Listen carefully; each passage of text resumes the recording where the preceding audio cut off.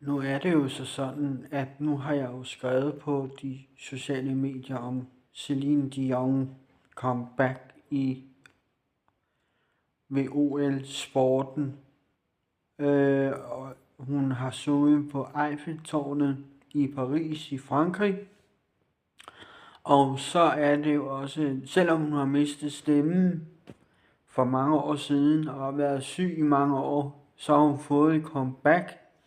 Og alle fans, der har spillet hendes musik, eller hørt hendes videoer, eller været på tur rundt i nationen og resten af verden, vil få at vide, at hun er the legendary one woman, kan synge.